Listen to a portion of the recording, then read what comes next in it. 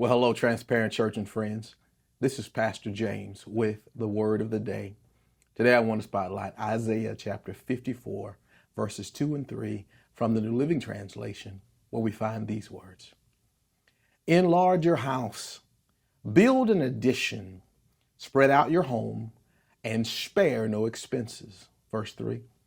For you will soon be bursting at the seams. Your descendants will occupy other nations and resettle the ruined cities.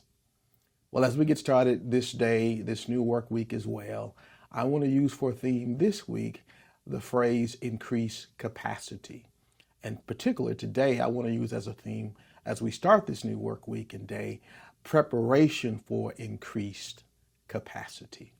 One of the things I've learned through years of leading is that as I used to pray that God would give me more time, that God would give me more ability, that the thing that I began to stress more so the older I have become and as I began to grow was to pray for more capacity.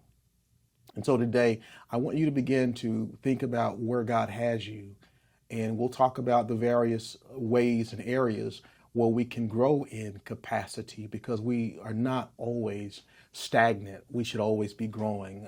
We're either digressing or progressing.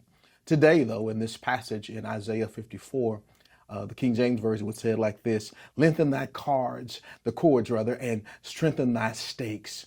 In other words, what the Lord was trying to get them to see, that in spite of where they were, He wanted them to prepare for a greater capacity. God remembered the promises that He made even back to Abraham that ran through Isaac and Jacob. And He's letting them know that there's coming a day soon that in as much as it doesn't look like they have enough room, they're going to move toward having increased capacity. So today, I want to ask you, are you prepared for what God is going to do in your life? Maybe you've been praying for Him to increase and enlarge.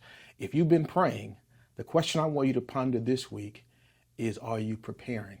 So let's prepare for God to increase our capacity. Have a great day and start of the week, and Lord willing, we'll talk to you again on tomorrow.